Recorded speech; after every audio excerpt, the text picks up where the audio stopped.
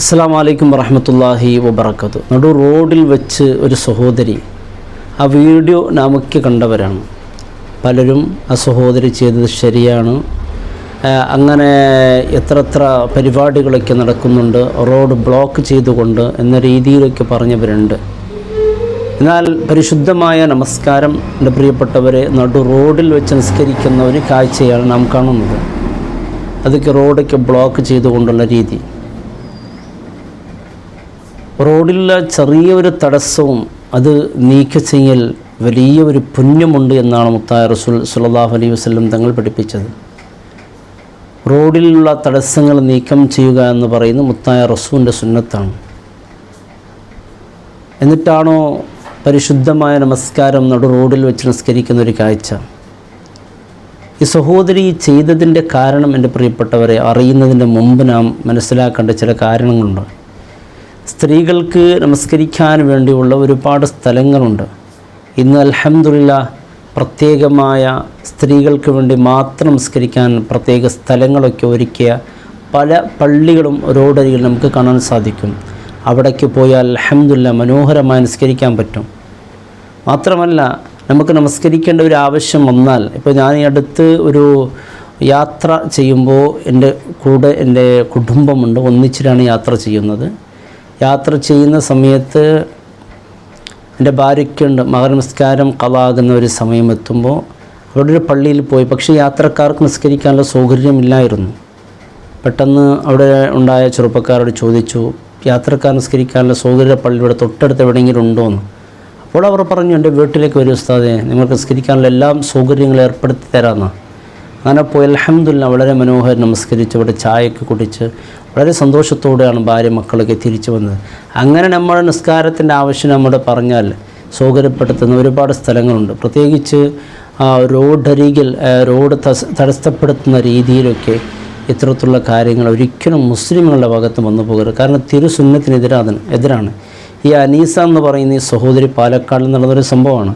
ഈ സഹോദരി ഈ ഒരു പ്രവൃത്തി ചെയ്തത് തൻ്റെ പ്രിയപ്പെട്ട ഭർത്താവ് മരണപ്പെട്ടതിൻ്റെ ശേഷം തൻ്റെ പ്രിയപ്പെട്ട 2 മക്കളുണ്ട്. അപ്പോൾ ഭർത്താവിൻ്റെ സഹോദരന്മാർ അവരുടെ അവകാശം പിടിച്ചു വെച്ച് എന്തോ ഒരു രീതിയിലാണ് ഇത്തരത്തിലുള്ള പ്രതിഷേധം അറിയിക്കാൻ വേണ്ടിയാണ് ചെയ്തത് എന്ന രീതിയിലൊക്കെയാണ് പല വാർത്താ മാധ്യമങ്ങൾ കേൾക്കാൻ സാധിക്കുന്നത്. ഏതായാലും എൻ്റെ പ്രിയപ്പെട്ടവരെ, അത് പരിശുദ്ധമായ നമസ്കാരത്തിന് റോഡരികിൽ വെച്ചുകൊണ്ട് ഇത്തരത്തിലുള്ള പ്രവൃത്തി ചെയ്യരുത്.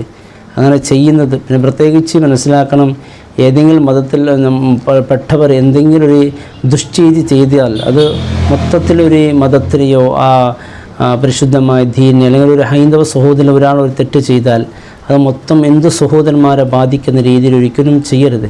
കാരണം അവരുടെ മാനസിക വെപ്രാളം കൊണ്ട് പലതും അവർ ചെയ്തു പോകും. അല്ലാഹു റബ്ബ് സുബ്ഹാനഹു വ തആല കാത്ത് രക്ഷിക്കട്ടെ. നമുക്ക് അതോടൊപ്പം ഒരു ഉസ്താദിൻ്റെ ഒരു വീഡിയോ നാം കണ്ടു. ആ ഉസ്താദ് ഒരു അമ്പലത്തിൽ പോയി, ക്ഷേത്രത്തിൽ പോയി അവിടുത്തെ ബിംബങ്ങളൊക്കെ തകർക്കുന്ന ഒരു വീഡിയോ. നദീർ ഫൈസി എന്ന് പറയുന്ന ഒരു ഉസ്താദാണ്.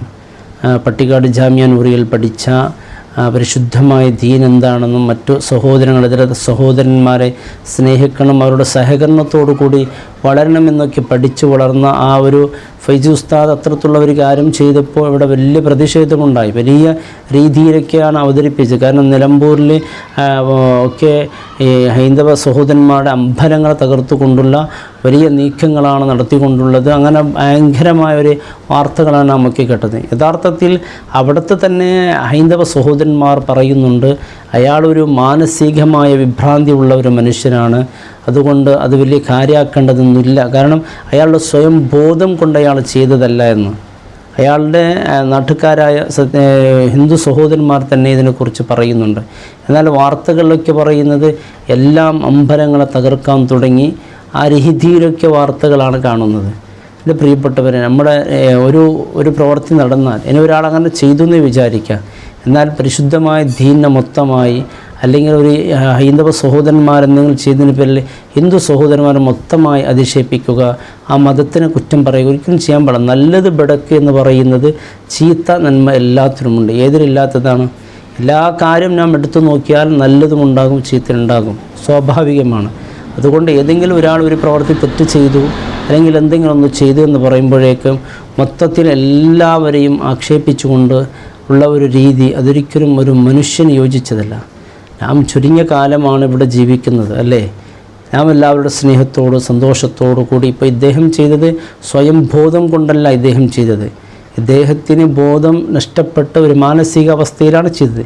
എൻ്റെ സ്വയം ബോധത്തിൽ കൂടി തന്നെ ഇയാൾ ചെയ്തതാണെങ്കിൽ പോലും എൻ്റെ പ്രിയപ്പെട്ടവർ, ഒരാൾ ചെയ്ത തെറ്റിൻ്റെ പേരിൽ മൊത്തത്തിൽ ഒരാളെയും ആക്ഷേപിക്കാൻ പാടില്ല. നോക്കി, ഈ സഹോദരി, ഇവർക്ക് പ്രതിഷേധം അറിയിക്കാൻ എന്തെല്ലാം മാർഗങ്ങളുണ്ട്. കാരണം അങ്ങനെ അദ്ദേഹത്തിൻ്റെ ഈ അനീസ എന്ന് പറയുന്ന സഹോദരിയുടെ കുടുംബക്കാർ അത്തരത്തിലുള്ള അവകാശം നിഷേധിക്കപ്പെടുന്നുണ്ടെങ്കിൽ അതിന് മാർഗങ്ങൾ പലതുമുണ്ട്. ദീനിൻ്റെ അടിസ്ഥാനമായ നമസ്കാരം, അതും നമസ്കരിക്കുന്ന കോലം ഒരുപാട്, അതിൽ ചില നമസ്കാരത്തിന് ഷർത്തുകളൊക്കെ ഉണ്ട്. അതൊക്കെ ഫറദുകളൊക്കെ പാലിക്കാതെയാണ് നമസ്കാരം പൂർത്തീകരിക്കുന്നത്. സഹോദരിയോട് വെറുപ്പ് കൊണ്ടല്ല ഇത് പറയുന്നത്. ഒരിക്കലും ഇത്തരത്തിലുള്ള പ്രവൃത്തി, നമുക്ക് ആരോടെങ്കിലും വിദ്വേഷമോ അല്ലെങ്കിൽ ദേഷ്യമോ ഉണ്ടെങ്കിൽ ജനങ്ങളുടെ ശ്രദ്ധ നേടാൻ വേണ്ടിയാണ് ഈ ഒരു പ്രവൃത്തി ചെയ്തത് എന്ന് ആണ് പലരും പറയുന്നത്. ജനങ്ങളുടെ ശ്രദ്ധ നേടാൻ വേണ്ടി ഒരിക്കലും നമസ്കാരത്തെ ഇങ്ങനെ ചെയ്യുന്നത് ശരിയല്ല. മുത്തായ റസൂൽ സ്വല്ലല്ലാഹു അലൈഹി വസല്ലം തങ്ങൾ ഈ സമൂഹത്തെ, ഈ സമുദായത്തെക്കുറിച്ച് പറഞ്ഞത് കുന്തും ഖൈറു ഉമ്മ, നിങ്ങൾ ഉത്തമ സമുദായമാണ്, ഉന്നത സമുദായമാണ്, മറ്റു സമൂഹത്തിനും സമുദായത്തിനും മാതൃകയാകേണ്ടവരാണ്. മാതൃകയാകേണ്ട ഒരു സമൂഹത്തിൽ നിന്ന് ഇത്തരത്തിലുള്ള പ്രവൃത്തി ഒരിക്കലും ചെയ്യാൻ പാടില്ല, വരാൻ പാടില്ല. മറ്റുള്ളവർക്ക് മാതൃകയാകേണ്ടവരല്ലേ? അതല്ലേ ഹബീബ് സല്ലല്ലാഹു അലൈഹി വസല്ലം, നിങ്ങൾ ഉത്തമരും ഉന്നതരുമാകാനുള്ള കാരണം എന്താണ്? നിങ്ങൾ നല്ലത് കൽപ്പിക്കുന്നവർ, തിന്മയെ വിരോധിക്കുന്നവരാണ്. ഈ ഒരു നല്ല പ്രവൃത്തി നിങ്ങളിലുണ്ട്, അതുകൊണ്ടാണ് നിങ്ങൾ ഏറ്റവും നല്ലവർ എന്ന് പറയുന്നത്. എന്നാലോ നമ്മുടെ അവസ്ഥ ഇങ്ങനെയാണ്. അല്ലാഹു റബ്ബ് സുബ്ഹാനഹു വ തആല കാത്ത് രക്ഷിക്കട്ടെ.